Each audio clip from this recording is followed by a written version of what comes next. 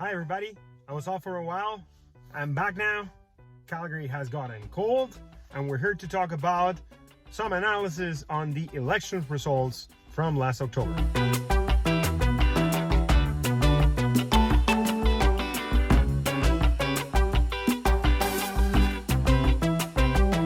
Calgary, as I said before, has a new mayor. Jody Gondek ran a very successful campaign. As the saying goes, campaigns matter. And she's going to be the first female mayor in Calgary.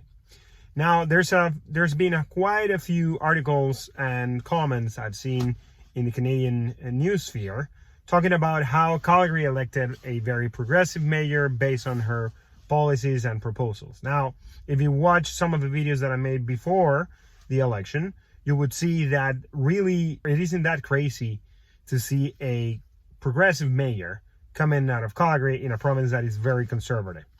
It also happened in Edmonton. Amarjeet Sohi is also the new mayor of Edmonton. Both Jody and Sohi ran on very progressive campaigns, and it seems pretty clearly that they were very aligned in their campaign branding and strategy. They were also, it seems that this progressive group was also very successful in putting together a series of candidates for city council that eventually won and made it into city council here in Calgary as well. So I believe there was a highly progressive movement and effort to put all these people into power, which is not surprising, therefore, being their good strategy and aligned messaging, that they were successful to do so. Now, some articles out there are suggesting that in reality, while the province and specifically the city of Calgary might be vocal conservative supporters on the federal politics level, in reality, the policies that they like are progressive policies. And to an extent, that might be true because city politics tend to be a whole lot about doing things, and conservative parties, conservative candidates are all a whole lot more about controlling the economy, controlling inflation, controlling spending, and doing less from the government side of things.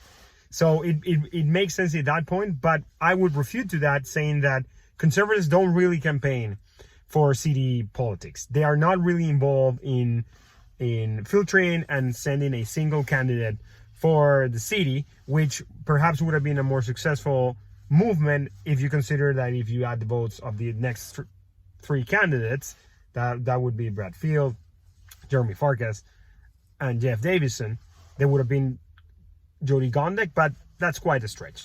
In any case, I think that the election showed us that campaigns matter, and that's pretty important to follow up in future campaigns.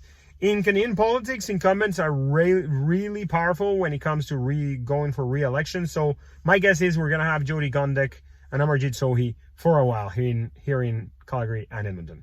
Next point I wanted to talk about was about the next series of questions that we got asked that day. First one from the city of Calgary. We're going to reintroduce fluoride now into the water. It's going to be interesting on two fronts how that comes about. One is where they're going to find the budget to do that, because it's not currently budgeted. And number two, if they're going to get any sort of backlash in this movement in which citizens are highly more involved when it comes to activism, especially putting chemicals into the water. And I don't mean to get into that debate in this video, but I do see or foresee some backlash coming up, even if the city council follows the decision made by the general public in that referendum. The next two questions are first one, it's about the time change. Turns out the vote for no won the time change question, meaning that the system is not going to change, meaning that in a couple weeks time, we are going to continue with the status quo of changing our clocks in November and March every year. It's interesting because the results actually came very close. The difference was only 3,000 votes between the two, which means that perhaps down the road, maybe we get asked that question again, but I don't think that's going to happen for a while. The next question was about the equalization question for Alberta. Overwhelmingly 61% supported the question of removing equalization of the Constitution. As I said before, that is not really the provincial jurisdiction to do so, which means that really it is just a tool for the Alberta government to negotiate with the federal government. That said, a whopping 61% of the province voted to completely scrap it, which in itself tells a story that Albertans really don't feel that the system is currently being very fair to what they believe is their role in the Canadian Federation. So we'll see what that comes about. In any case, I do think that the biggest surprise for me out of that question is that at the moment, Jason Kenney, the current premier, is not really popular here in Alberta. The polls are showing him in the mid 20%, which is far below how he won overwhelmingly back in 2019.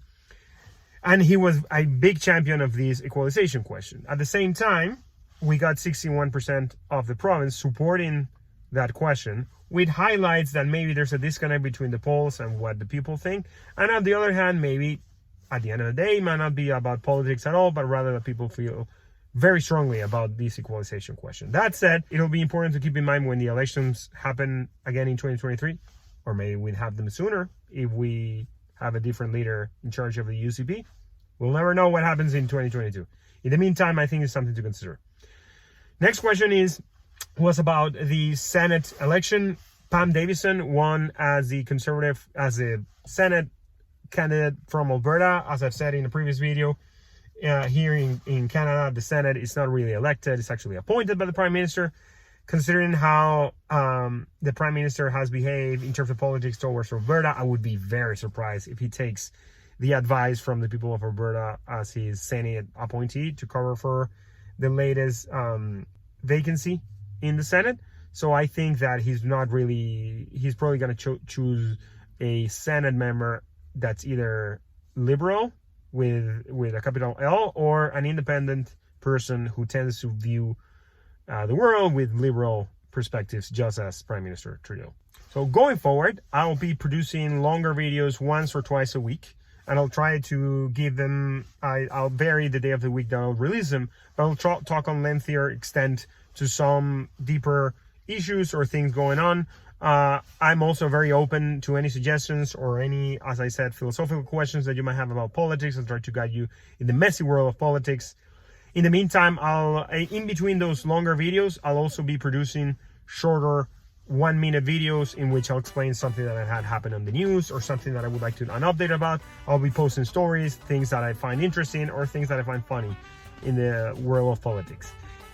In the meantime, please keep sending me just suggestions. I'm more than open to anything, any feedback. I've been changing the tone and the modes in which I do the videos just to test different things. So let me know what you prefer best. I am Sivera, and I'm happy to be back in the cold weather here in Calgary. Thank you.